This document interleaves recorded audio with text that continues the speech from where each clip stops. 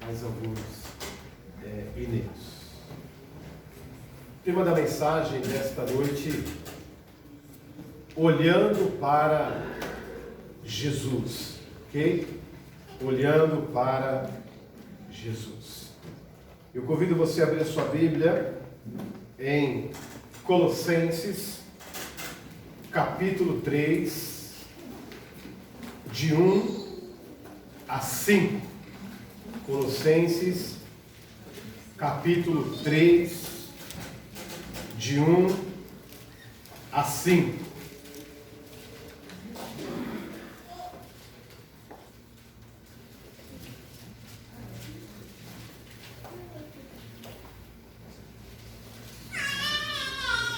Vou fazer a leitura do texto e logo após o Ministério de Louvor vai cantar mais duas músicas, ok? Olhando para Jesus.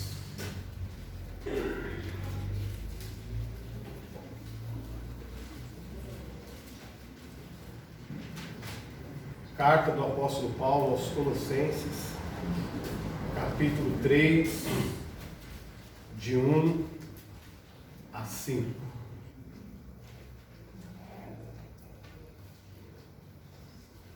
Faça a leitura desse texto aí você. Bom?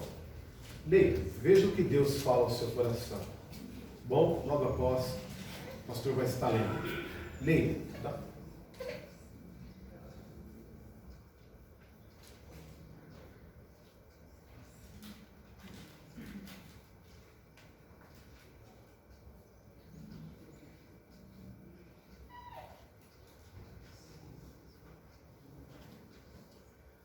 Portanto, se já que vocês ressuscitaram com Cristo, procurem as coisas que são do alto, onde Cristo está sentado à direita de Deus.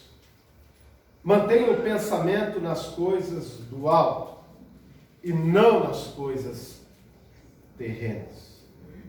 Pois vocês morreram, e agora a sua vida está escondida com Cristo em Deus.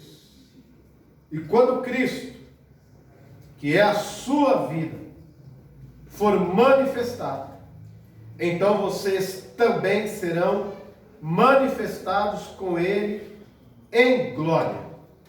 Assim, façam morrer tudo que pertence à natureza terrena de vocês: imoralidade sexual, impureza, paixão, desejos maus, ganância, que é idolatria. Vamos orar? Senhor nosso Deus, nosso Pai que está nos céus, que a Tua palavra nessa noite, ó Pai, possa falar no coração do Teu filho, da Tua filha. Assim, ó Pai, como esse texto fala no meu coração, ó Pai.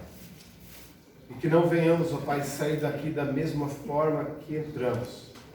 Porque a Tua palavra, somente a Tua palavra, ela de fato transforma, modifica, Senhor, as nossas vidas. Portanto, ó Deus, nós te agradecemos pela mesa, em nome de Jesus. Amém. Irmãos, olhando para Jesus.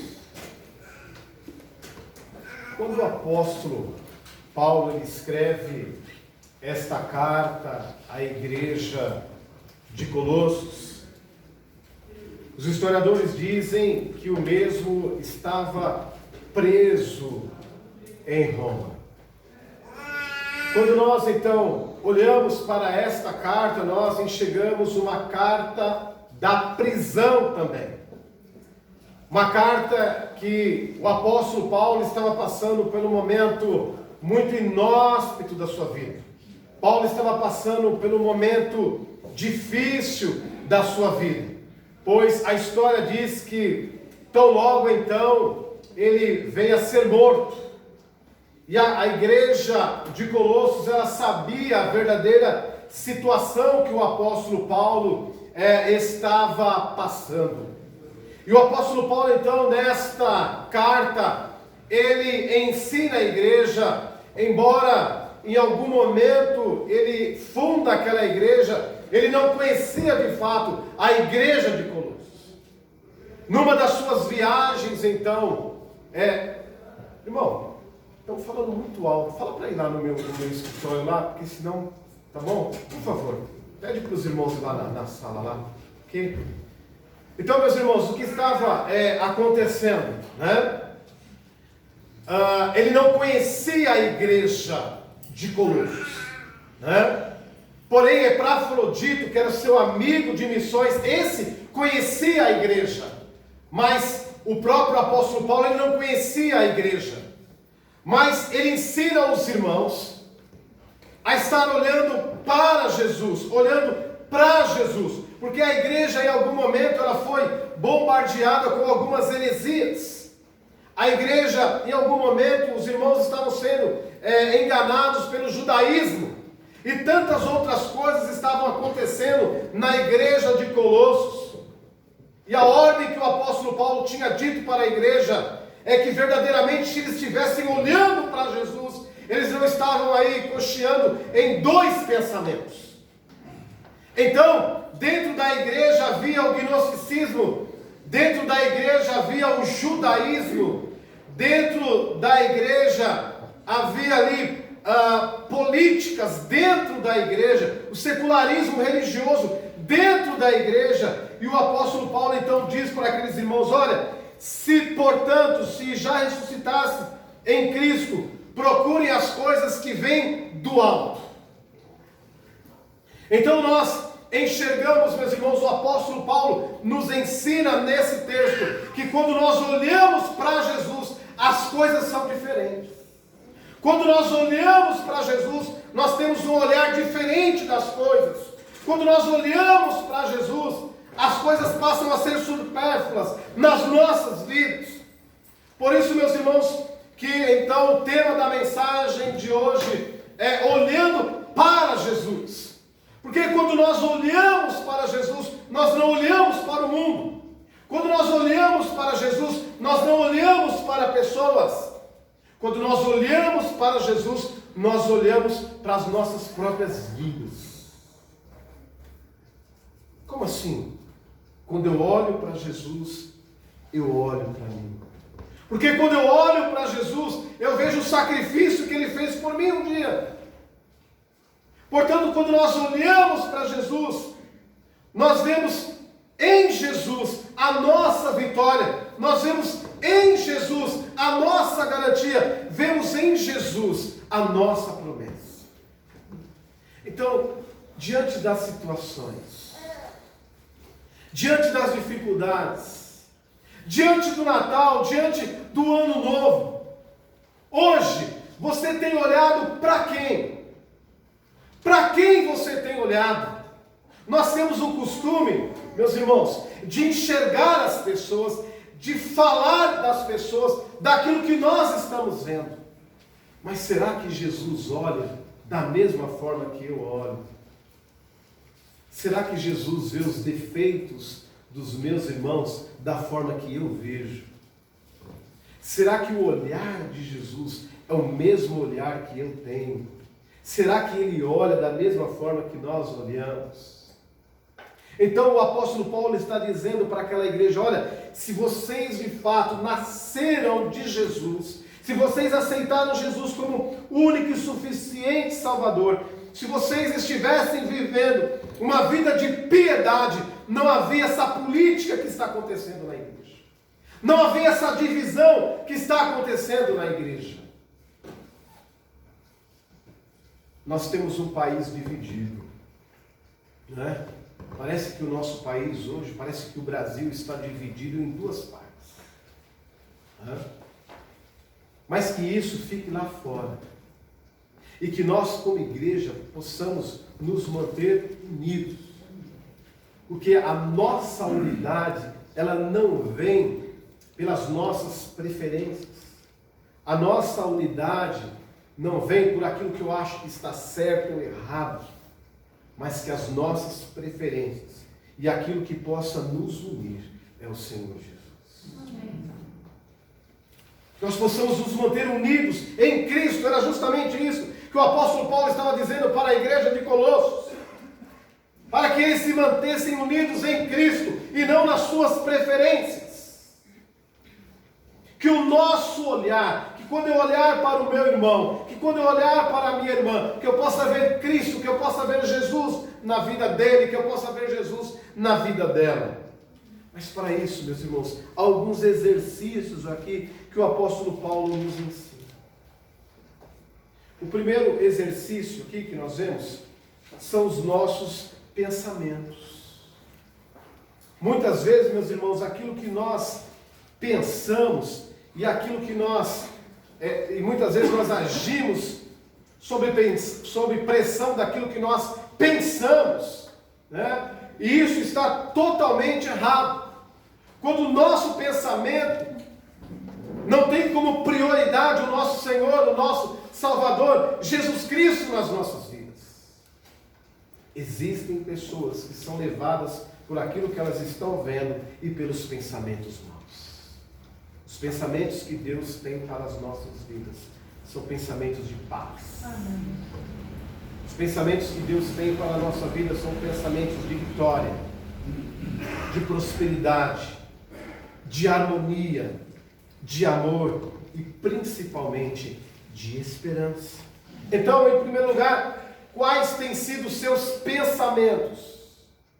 Quais são os pensamentos que têm guiado a sua vida? E a sua estrutura tem sido baseada nos seus pensamentos? Olha o que o apóstolo Paulo diz em Filipenses, capítulo 4, versículo 8. Ele diz assim: finalmente, irmãos, eu gosto muito desse versículo, pois esse texto ele nos ensina do que deve, de fato, como que o nosso pensamento ele deve ser mantido, no que nós devemos pensar, de fato.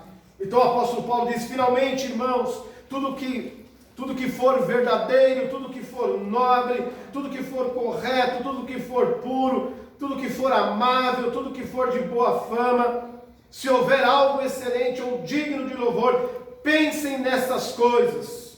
9. Ponham em prática tudo o que vocês aprenderam, receberam, ouviram e viram de mim, e o Deus de paz estará com vocês. Olha só.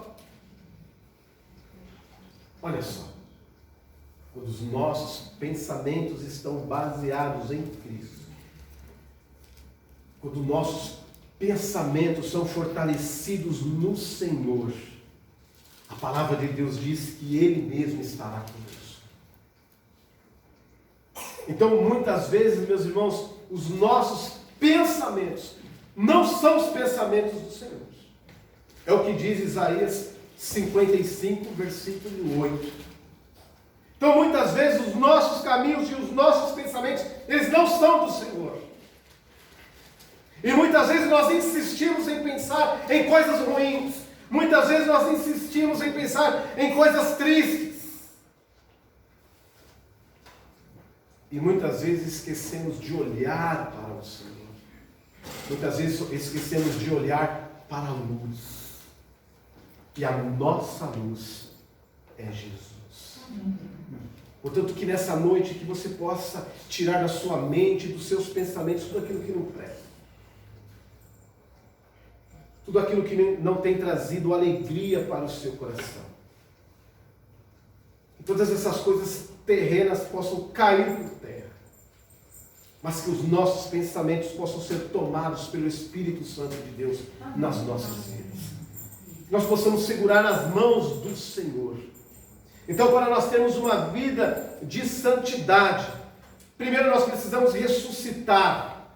Se não houve, então, essa ressurreição, que essa ressurreição possa ser hoje. O apóstolo Paulo estava dizendo: portanto, meus irmãos, se vocês já se ressuscitaram com Cristo, se vocês nasceram de novo, pensem nas coisas, ou pensam nas coisas que são de cima, que devem ser o quê? O nosso alvo.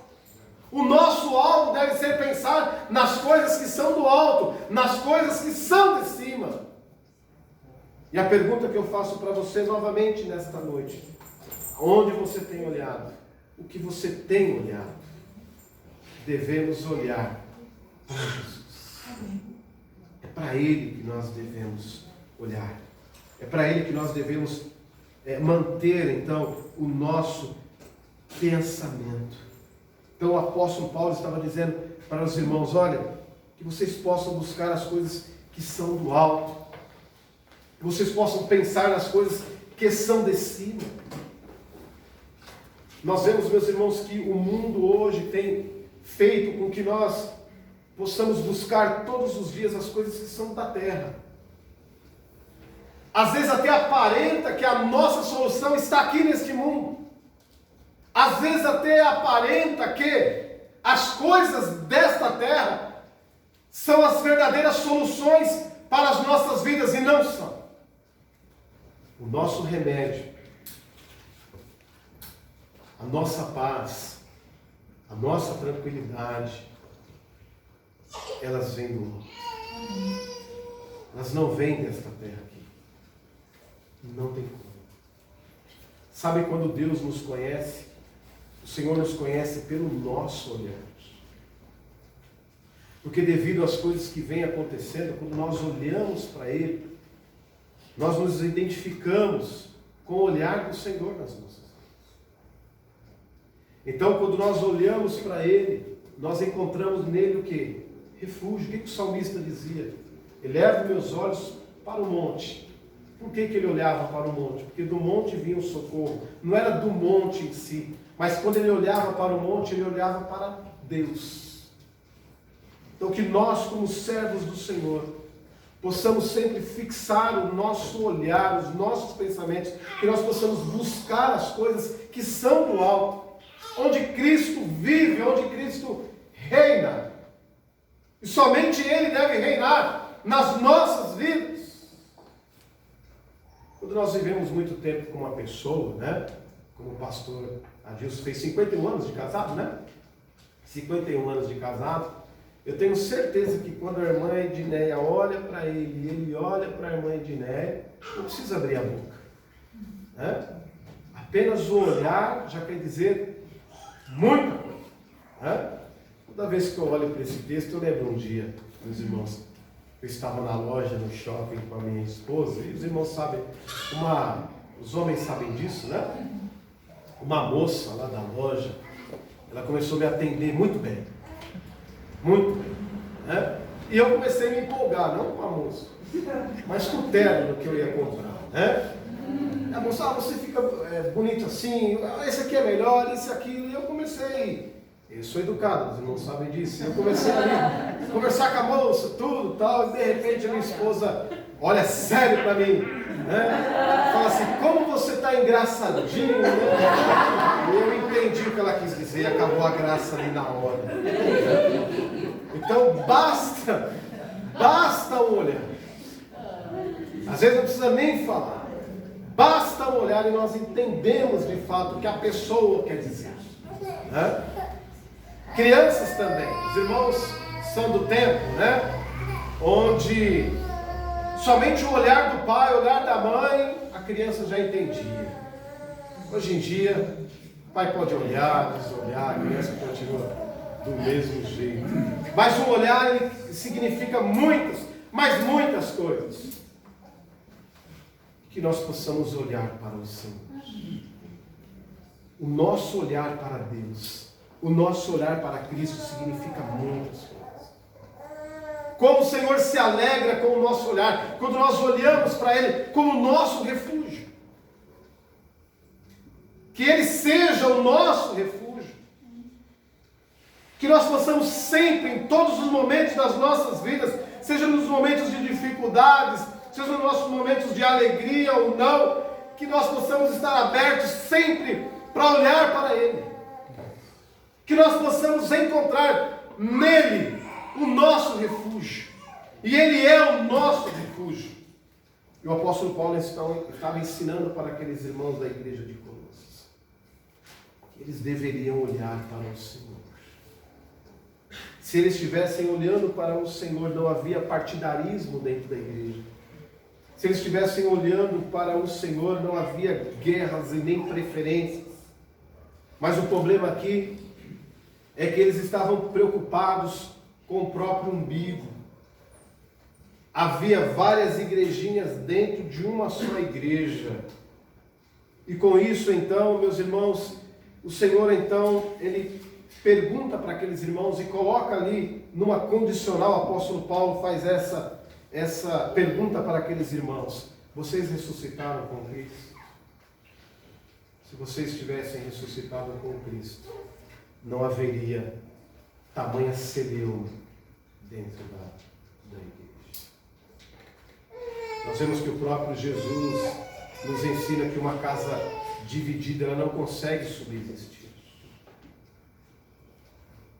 É claro que ele estava falando a respeito de um reino também. E quando nós vemos, às vezes, dentro de um lar, ou dentro de uma empresa, dentro de um país, dentro de uma casa, dentro de uma igreja, quando nós vemos, muitas vezes, algo dividido não subsiste. O Senhor, Ele nos veio para nos trazer unidade. E ainda que muitas vezes nós pensamos diferentes, e somos seres humanos, e é bom que nós pensamos diferentes, mas que contudo que o Senhor seja a unidade nas nossas vidas, que sejamos unidos no Senhor. É nele que nós devemos ser unidos. A palavra de Deus diz: ó quão bom, Salmo 133, 1, não é? Ó quão bom e quão suave é que os irmãos vivam. Era isso que o apóstolo Paulo estava dizendo para a igreja. Que os irmãos deveriam viver unidos. Que os irmãos deveriam viver em amor. Mas isso não vinha do líder, isso não era algo que tinha que vir da liderança da igreja. Irmãos, sejam unidos, irmãos, vivam em amor. Mas era algo que Cristo deveria ter um elo com aqueles irmãos ou com aquela igreja, para que eles vivessem desta maneira. Não tem como, meus irmãos, um líder ensinar como se ama ou como é o amor. O amor, ele nasce quando nós aceitamos Jesus Cristo como o único e suficiente Salvador nas nossas vidas. Às vezes as pessoas já me perguntaram, um casamento de sucesso, qual o caminho para ter um casamento de sucesso? Eu não sou, os irmãos sabem disso, eu não sou muito adepto, a encontro de casais, a encontro disso, ou métodos para viver bem o casamento, os filhos. Meus irmãos, o método é o coração convertido, um coração transformado, um coração que aceitou Jesus Cristo como o único e suficiente Salvador. É um coração que ama. Não existe lar destruído, não existe lar capengando quando Jesus é o cerne do lar, quando Cristo é o cerne das nossas vidas, quando nós olhamos para Jesus, quando nós pensamos em Jesus. Não tem como. Viveremos felizes quando Jesus é o âmago do lar, é o âmago da casa, quando o esposo serve ao Jesus verdadeiro, serve a Cristo, quando a esposa também serve a Cristo, quando os filhos vivem na submissão do Senhor, quando a casa olha para Jesus. Não tem como não dar certo. Quando nós olhamos para Jesus, quando nós vemos Jesus, se nós nascemos de fato em Jesus, tudo que nós fazemos é próximo. Tudo que nós fazemos, bênção do Senhor. Onde colocarmos as plantas dos nossos pés, onde nós colocarmos as nossas mãos, teremos de fato êxito, porque Cristo é Ele que norteia as nossas vidas. Eu não venho olhar para o carro do meu vizinho, eu não venho olhar para a casa do meu vizinho, eu não venho olhar para o lar do meu vizinho, mas que eu venho olhar para mim. Para mim que eu preciso olhar. É para nós que nós precisamos olhar. Que nessa noite você possa lembrar dessa mensagem e se perguntar: para quem que eu estou olhando? Quem é que eu estou olhando? E o que é que eu estou vivendo? Precisamos olhar mais para Jesus. Precisamos olhar mais para Deus. Precisamos mais servir mais o Senhor. Meus irmãos, Jesus está voltando. Não há alegria mais neste mundo. O nosso prazer é quando nós estamos aonde? Na presença do Senhor. O nosso prazer está onde? Quando nós temos Jesus nas nossas vidas. Quando nós olhamos para Ele. Quando nós vemos Ele.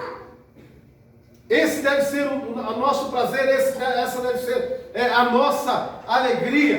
E o apóstolo Paulo diz, meus irmãos, se verdadeiramente vocês crucificaram as suas vidas em Jesus, se vocês fizeram isso, vocês estão mortos para o mundo. Então a pergunta que não quer calar, você morreu para este mundo? Ou você ainda está vivo para as coisas deste mundo?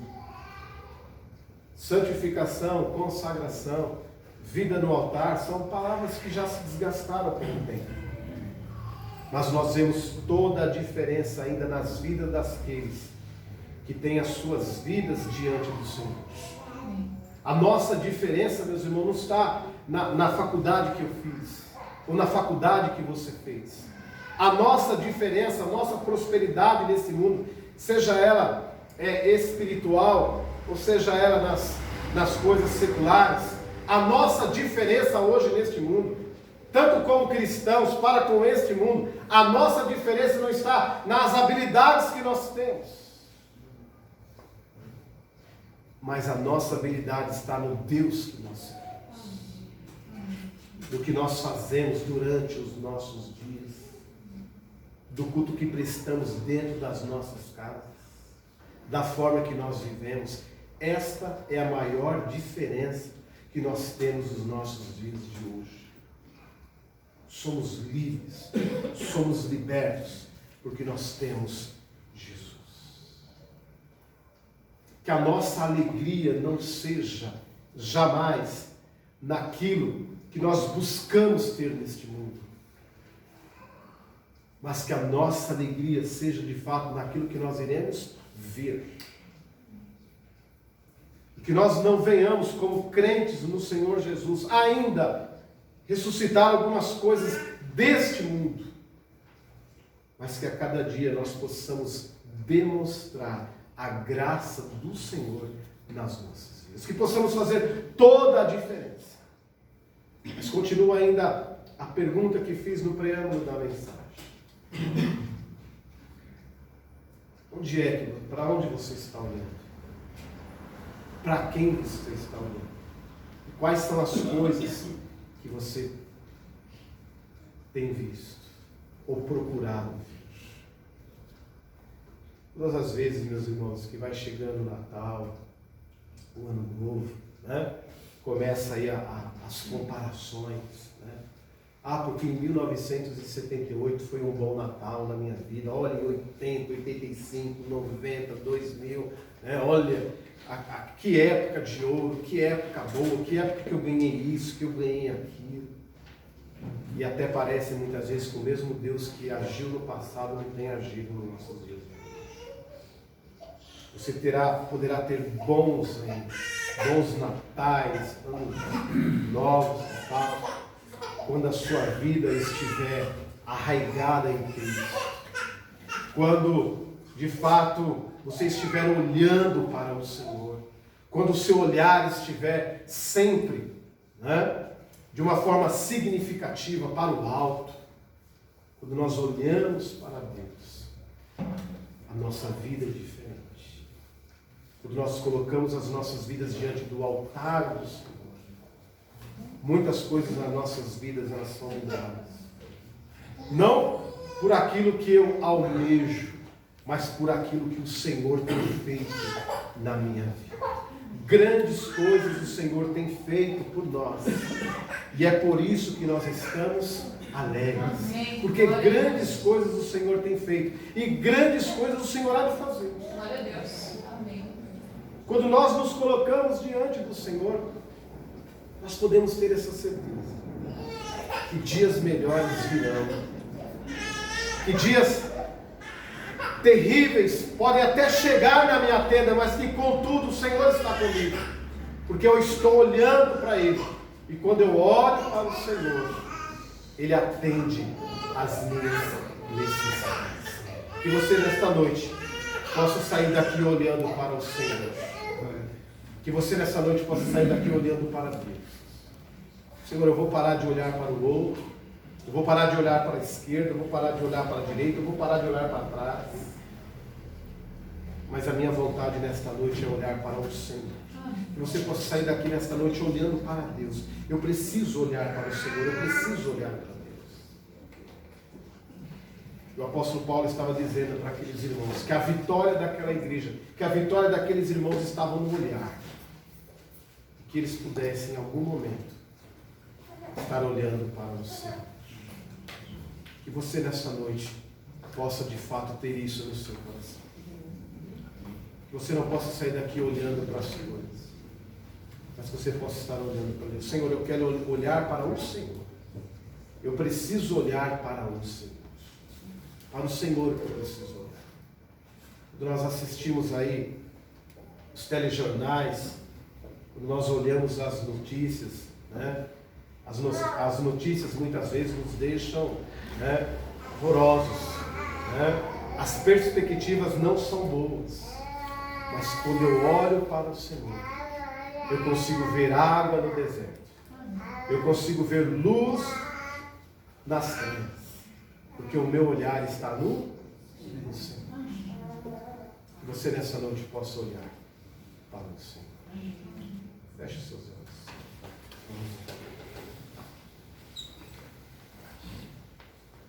Pai querido, Pai amado, que nós possamos a cada dia, Pai, a cada dia possamos aprender a olhar para o Senhor. Muitas são as lutas, ó Pai, muitas são as perdas, muitas são as dificuldades, mas quando nós olhamos para Ti, nós temos vitória. Quando nós olhamos para o Senhor, nós vemos esperança. Quando nós olhamos para o Senhor, nós vemos a luz no fim do túnel.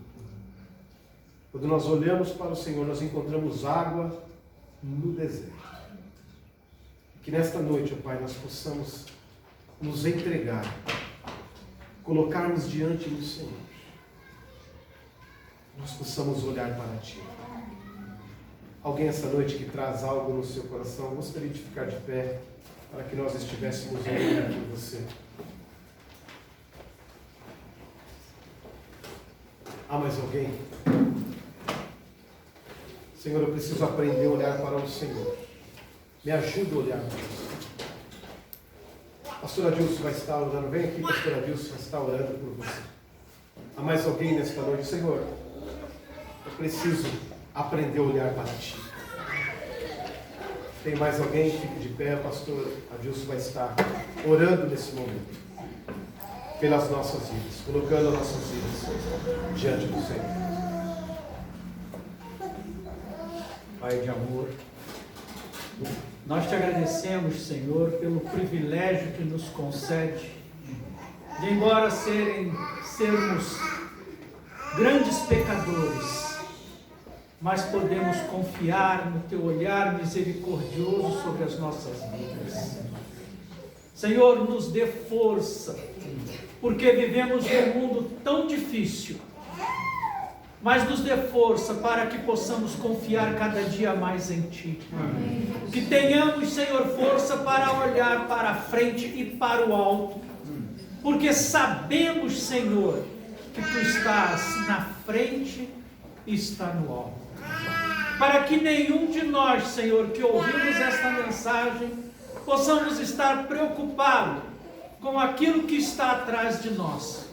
Não nos deixe virar uma estátua de sal, Senhor, mas nos dê a liberdade de estar só olhando para a frente e para o alto, em busca do grande poder que está em Cristo Jesus, o autor e consumador da nossa fé. Eu oro agradecido pelo grande privilégio que dá aos Teus filhos, em nome de Jesus. Amém. Amém. Sentados, meus irmãos. As crianças terão a oportunidade aqui.